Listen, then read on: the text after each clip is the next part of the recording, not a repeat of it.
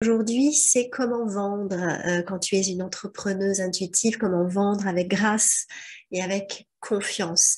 Donc, entrepreneuse intuitive, souvent, donc on entreprend avec le cœur, l'intuition et le mot vendre, toutes les déclinaisons de vendre, vente nous fait peur, nous fait frémir et je suis passée par là, je sais ce que c'est.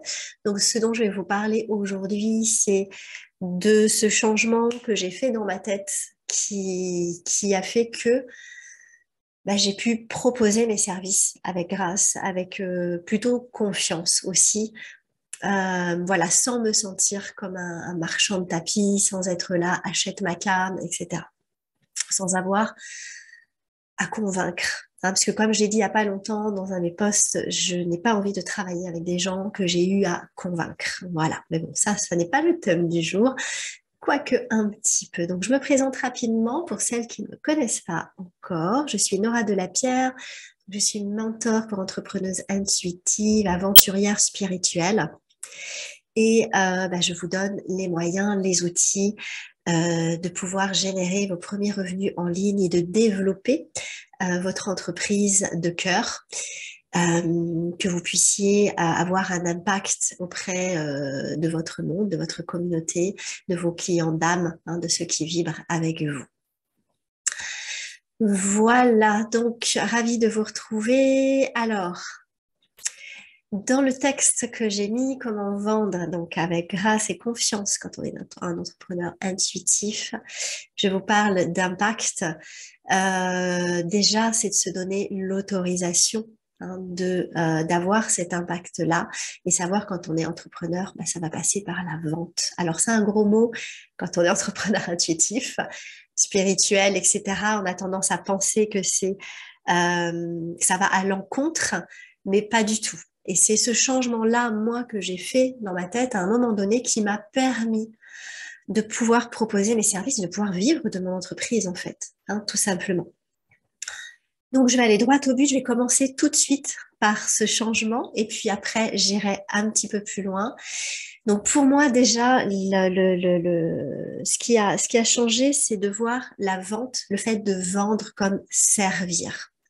D'accord? On est des entrepreneurs intuitifs, donc au service du mieux-être collectif, des coachs, des thérapeutes, des praticiens, des chamans, des médiums, etc. Donc, on est au service du mieux-être collectif. Et vendre, c'est-à-dire proposer nos services, c'est servir, c'est-à-dire proposer une solution à un problème ou éventuellement une expérience à quelqu'un qui souhaite vivre cette expérience, qui désire vivre cette expérience. Au-delà de souhaiter, hein, qui est vraiment, voire même décider à vivre cette expérience ou à décider à résoudre son problème. Voilà. Quand j'ai commencé à comprendre ça, que moi j'étais là pour proposer une solution à quelqu'un qui avait un problème. J'ai des compétences, j'ai appris, tu as des compétences, tu as appris des choses, tu t'es formé, tu as des dons, peut-être innés déjà, ou que tu as affiné, ou que tu as appris, peu importe, en tout cas tu as des dons, tu as une médecine unique, hein, dans notre jargon, qui est là pour servir ton monde, ton client d'âme. Donc le fait de dire à quelqu'un qui a un problème, écoute, moi j'ai une solution à ça, est-ce que tu veux que je t'en parle? Vous servez, d'accord? Et vous vendez. C'est moche, peut-être, mais ça n'est ni plus ni moins que de la vente. Et quand vous partez de cet état d'esprit-là, de proposer une solution à un problème ou une expérience à quelqu'un qui désire ça, ça change tout. Hein? Dites-moi comment ça résonne pour vous. Qu'est-ce que ça change? Pour moi, ça a tout changé parce que derrière, j'ai pu créer mes offres en me posant la question, comment je peux contribuer à ma communauté, mon client idéal, mon client d'âme?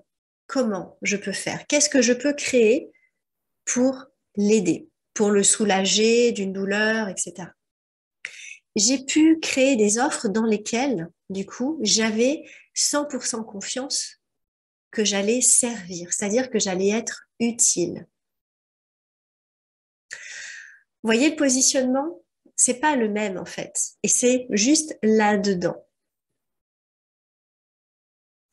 Donc, moi maintenant, quand je parle de mes services, je n'ai plus de doute. D'accord? Je propose une offre. Je ne vais pas proposer n'importe quoi non plus, hein. Je propose une offre avec laquelle je suis sûre de pouvoir résoudre un problème. Donc j'en parle avec confiance. J'en parle avec passion même, parce que je l'ai créé aussi en, en faisant attention à mes valeurs à moi, à qui j'étais moi aussi. Donc, je sais que moi, j'ai besoin d'avoir du plaisir dans ce que je fais.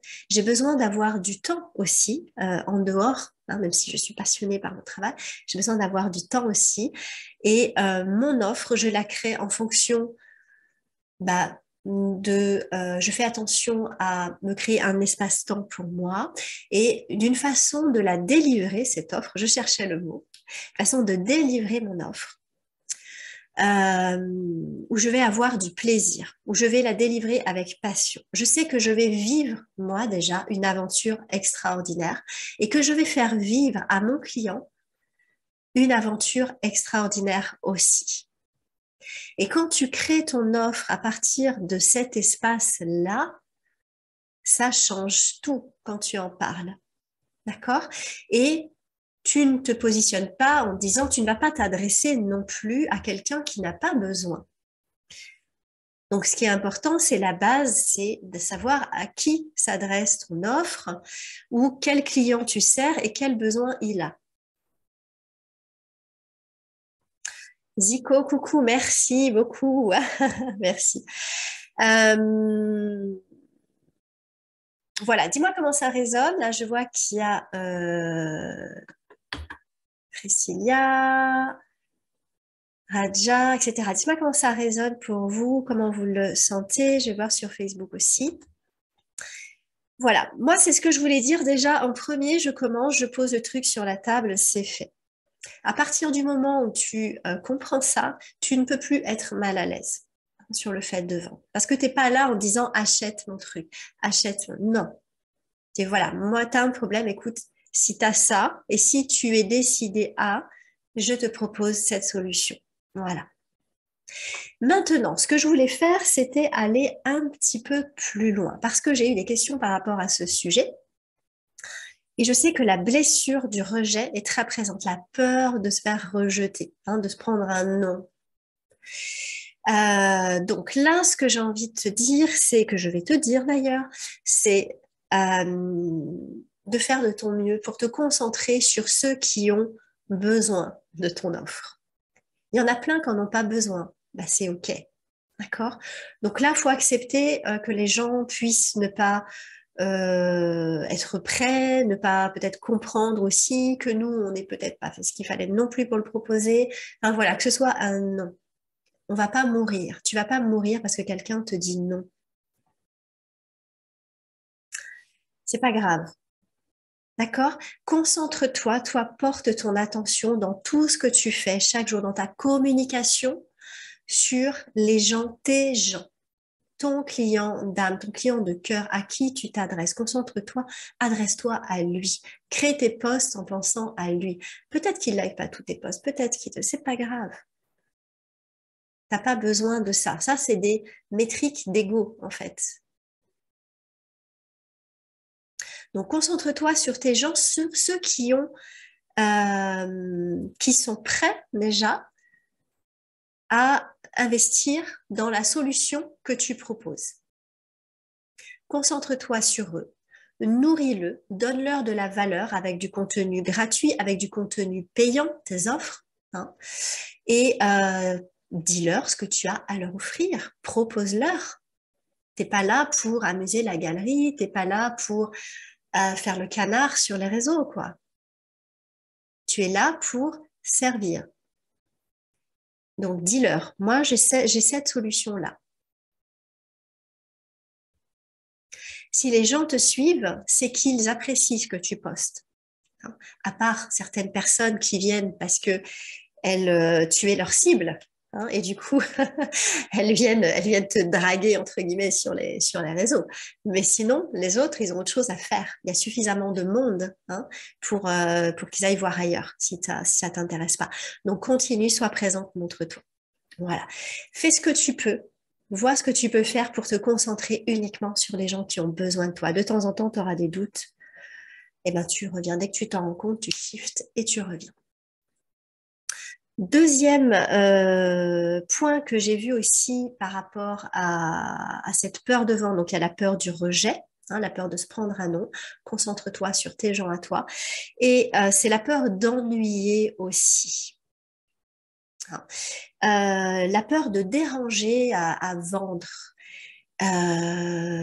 Tu te trompes. Ok, ceux que tu ennuies parce que tu proposes tes services, ceux qui vont se désabonner de ta liste email, ceux qui vont ne plus te suivre parce que tu proposes tes offres, à partir du moment où tu le fais avec grâce, hein, pas comme un bourrin, quoi, je dirais, s'ils se désabonnent, c'est parce que, ou si tu les saoules, tout simplement, c'est parce qu'ils ne sont pas prêts à investir chez toi, dans tes offres.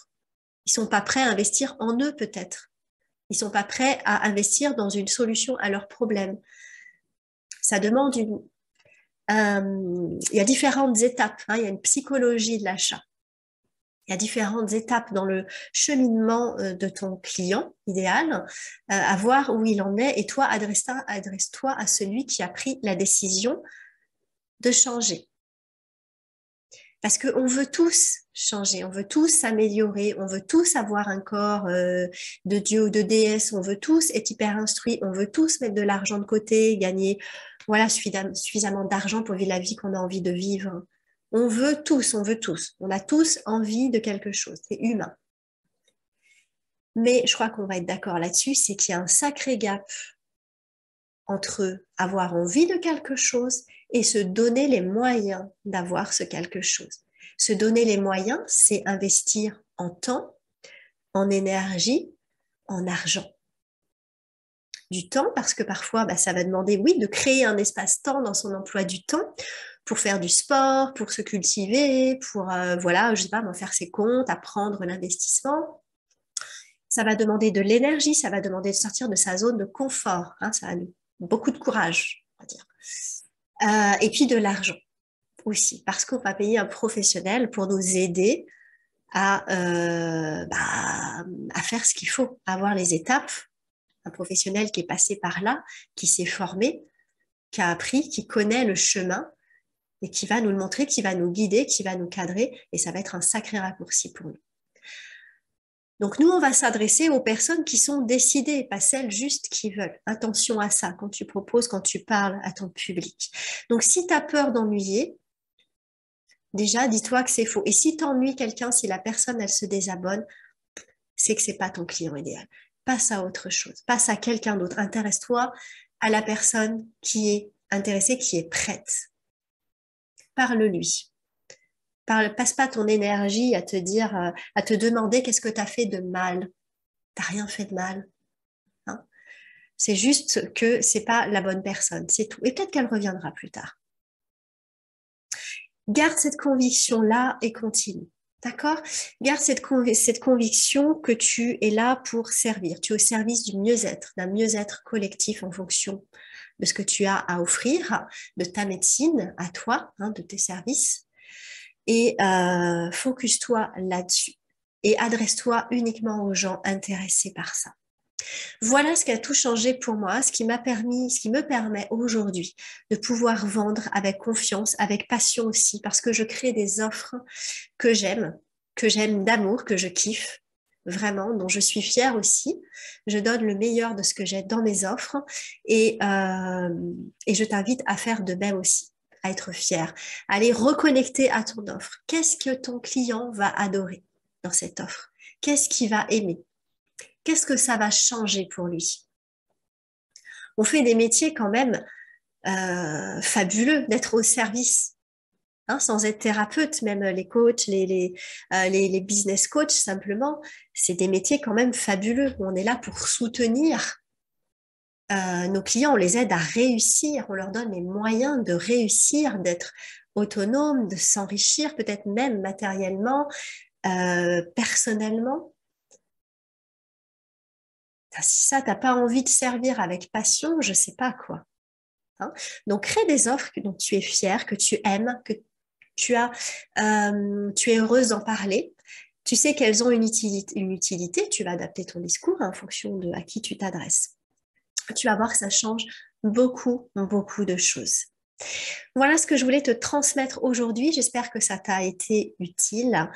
Et si tu veux que je t'apprenne à vendre avec grâce, avec confiance, comme ça, à créer des offres que tu vas surkiffer, le programme Magnétique et Badass est fait pour ça. Donc, tu me contactes en DM et j'aurai plaisir à t'expliquer comment me rejoindre.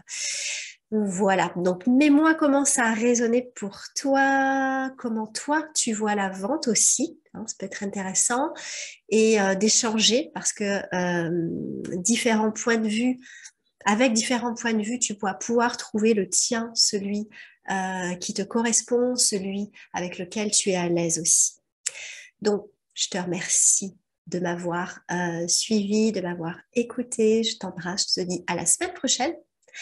Même jour, même heure. S'il y a un thème qui t'intéresse, tu me contactes et on en parle en direct. Voilà.